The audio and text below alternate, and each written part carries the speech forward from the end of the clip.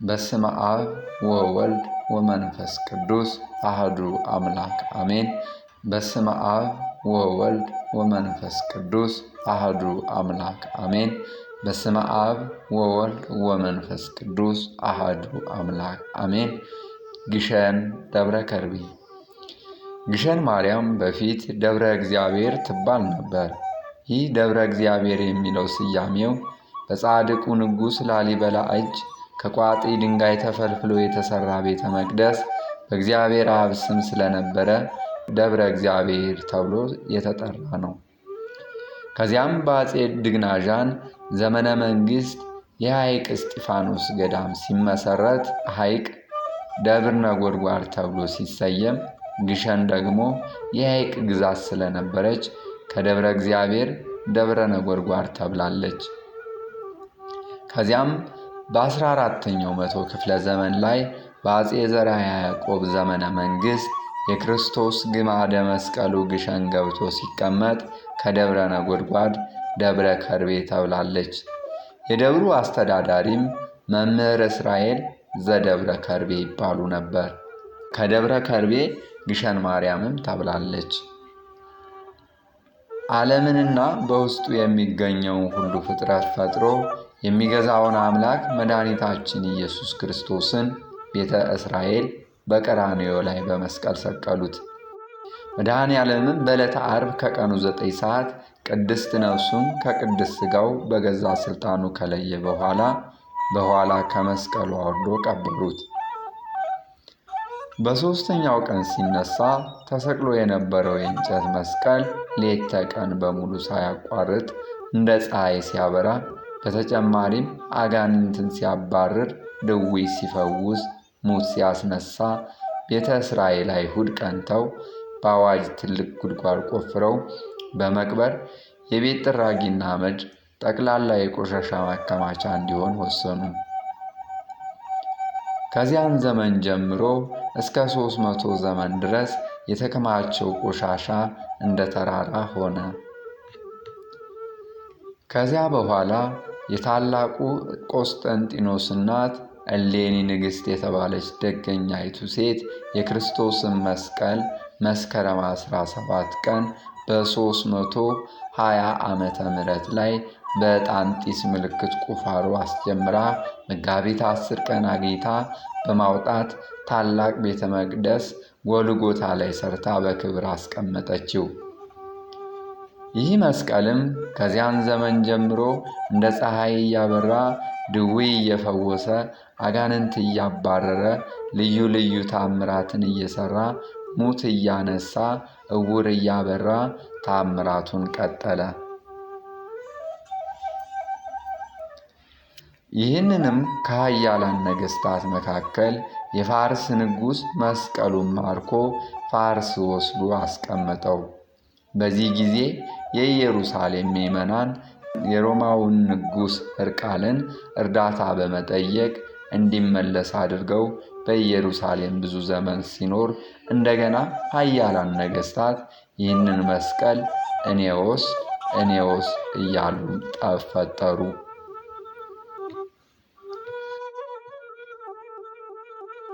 በዚህ ጊዜ የኢየሩሳሌም፣ የቁስጥንጥንያ፣ የአንጾኪያ፣ የኤፌሶን፣ የአርማንያ፣ የግሪክ፣ የእስክንድሪያ የመሳሰሉት የሃይማኖት መሪዎች ጠቡን አበረዱት። ከዚህም አያይዘው በኢየሩሳሌም የሚገኘውን የክርስቶስ መስቀል ከአራት ከፍለው በዕጣ አድርገው በስምምነት ተካፍለው ከሌሎች ታሪካዊ ንዋያት ጋር በየሀገራቸው ወስደው በክብር አስቀመጡት። የቀይ ክንፉን የደረሰው ለአፍሪካ ስለነበር ከታሪካዊ ንዋያተ ቅድሳት ጋር በግብፅ የሚገኘው የእስክንድሪያ ፓትርያርክ ተረክቦ ወስዶ በክብር አስቀመጠው። ይህ ግማደ መስቀልም ለብዙ ዘመን በእስክንድሪያ ሲኖር በግብፅ ያሉ እስላሞች እየበዙ ኃይላቸው እየጠነከረ ሄደ። በእስክንድሪያ የሚኖሩትን ክርስቲያኖች ሲቃይ ያጸኑባቸው ጀመር። ክርስቲያኖቹም አንድ ሆነው መክረው ለኢትዮጵያዊው አፄ ዳዊት እንዲህ የሚል መልእክት ላኩ። ንጉሥ ሆይ፣ በዚህ በግብፅ ያሉ እስላሞች መከራ አጽንተውብናልና ኃይልህን አንስተ አስታግስልን ብለው ጠየቁት። ዳግማዊ አፄ ዳዊትም ለመንፈሳዊ ሃይማኖት ቀንተው የክርስቶስ ፍቅር አስገድዷቸው 20,000 ሰራዊት አስከትለው ወደ ግብፅ ዘመቱ። በዚህ ጊዜ በግብፅ ያሉ ኃያላን ፈሩ፣ ተሸበሩ። ንጉሡ ዳግማዊ ዳዊትም እንዲህ የሚል መልእክት ለእስላሞች ላኩ። በተፈጥሮ ወንድሞቻችሁ ከሚሆኑት ክርስቲያኖች ጋር ካልታረቃችሁ አገራችሁን መጥቼ ያጠፋለሁ የሚል ማስጠንቀቂያ ላኩ። የንጉሡ መልእክት ለእስላሞች እንደደረሳቸው ፈርተው እንደ ጥንቱ በሃይማኖታቸው ጸንተው በሰላም እንዲኖሩ ከክርስቲያን ወንድሞቻቸው ጋር ታረቁ። መታረቃቸውን ዳግማዊ ዳዊት ሰሙ። በዚህም ጉዳይ ንጉሡ በጣም ደስ አላቸው፣ እግዚአብሔርንም አመሰገኑ። በግብፅ የሚኖሩ ክርስቲያኖችም ከ12,000 ወቄት ወርቅ ጋር ደስታቸውን ለኢትዮጵያዊው ንጉሥ ለዳግማዊ ዳዊት በደብዳቤ አድርገው ላኩላቸው። ንጉሡም የደስታውን ደብዳቤ ተመልክተው ደስ አላቸው። ወርቁን ግን መልሰው በመላክ እንዲህ የሚል ደብዳቤ ጻፉ። በግብፅ የምትኖሩ የክርስቶስ ተከታዮች ሆይ እንኳን ደስ አላችሁ። የላካችሁልኝን 12,000 ወቄት ወርቅ መልሼ ልኬላችኋለሁ። የእኔ ዓላማ ወርቅ ፍለጋ አይደለም። የክርስቶስ ፍቅር አስገድዶኝ በተቻለኝ ችግራችሁን ሁሉ አስወገድኩላችሁ። አሁንም የምለምናችሁ በሀገሬ በኢትዮጵያ ረሃብና ቸነፈር ድርቅ ስለወረደብኝ መድኃኒታችን ኢየሱስ ክርስቶስ ተሰቅሎበት የነበረውን መስቀልና የቅዱሳንን አጽም ከሌሎች ክቡራን ዕቃዎች ጋር እንድትልኩልኝ ነው የሚል ነበር።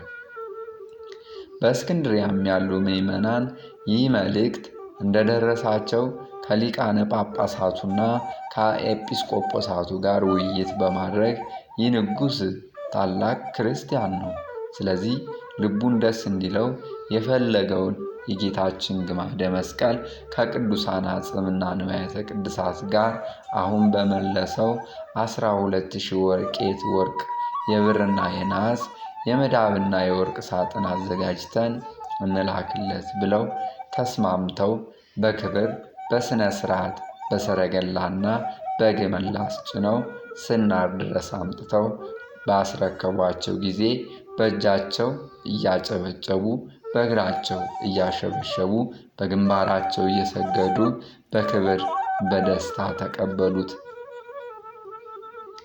ይህም የሆነው መስከረም 21 ቀን ነው። በኢትዮጵያም ታላቅ ብርሃን ሌት ተቀን 3 ቀን ሙሉ ሲበራ ሰነበተ። ግማደ መስቀሉ ወደ መካከለኛው ኢትዮጵያ ሳይደርስ በድንገት አፄ ዳዊት ስናር ላይ አረፉ። ግማደ መስቀሉም የግድ በዚያው በስናር መቆየት አስፈለገው።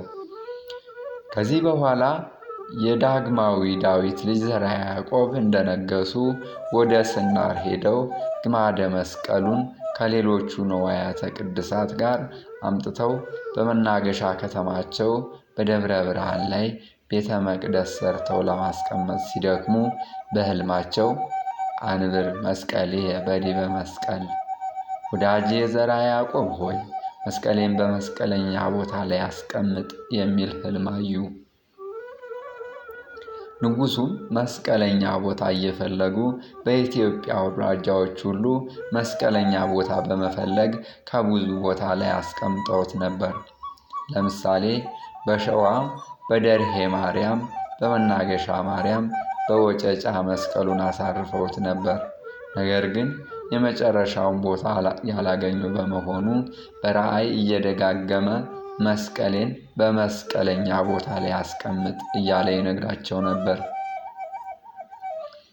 አፄ ዘርዓ ያዕቆብም ለ7 ቀናት ያህል ሱባዔ ገቡ። በዚያም የተገለጸላቸው መስቀለኛውን ቦታ የሚመራህ አምድ ብርሃን ይመጣል አላቸው። እርሳቸውም ከዚያ እንደወጡ መስቀለኛውን ቦታ የሚመራ አምደ ብርሃን ከፊታቸው መጥቶ ቆመ። በዚያ መሪነት ወደ ወሎ ክፍለ ሀገር አምባሰል አውራጃ ውስጥ ግሸን ከምትባል መርቶ አደረሳቸው። በእርግጥም ይቺ ግሸን የተባለች አምባ ጥበበኛ ሰው እንደቀረጻት የተዋበች መስቀለኛ ቦታ ሁና ስላገኟት የልባቸው ስለደረሰ በጣም ደስ አላቸው። በዚያችም አምባ ታላቅ ቤተ መቅደስ ሰርተው መስቀሉንና ሌሎች ንዋያተ ቅዱሳትን በየማዕረጋቸው የክብር ቦታ መድበው አስቀመጧቸው። ዘመኑም በ14ኛው ክፍለ ዘመን ነው። ከእስክንድሪያ ሀገር ከመስቀሉ ጋር በልዩ ልዩ ሳጥን ተቆልፈው የመጡትም ጌታ በዕለተ ዓርብ ለብሶት የነበረው ቀይ ልብስ፣ ከሮም የመጣ ከለሜዳው፣ ከአፍርጌ ሀገር የመጣው ሐሞት የጠጣበት ሳፍነጉ፣ ዮሐንስ የሳለው የኩርዓተ ርዕስ ስዕል፣ ቅዱስ ሉቃስ የሳላቸው የእመቤታችን ስዕሎች፣ የበርካታ ቅዱሳን አጽምና በኢየሩሳሌም ውስጥ ከልዩ ልዩ ቅዱሳት መካናት የተቆነጠረ የመሬት አፈር፣ የዮርዳኖስ ውሃ፣ በግብፅ ውስጥ ከሚገኙት ታላላቅ ገዳማት የተቆነጠረ አፈር ነው። እነዚህንም ዝርዝር ለኢትዮጵያ ሕዝብና ለግሸን ካህናት መስከረም 21 ቀን በ1440 ዓመተ ምህረት ላይ ተናገሩ። በመጀመሪያም ይህ ግማደ መስቀል ከእስክንድርያ ስናር የገባው መስከረም 10 ቀን ነው። ወደ ኢትዮጵያም የገባው በመስከረም 21 ቀን ነው።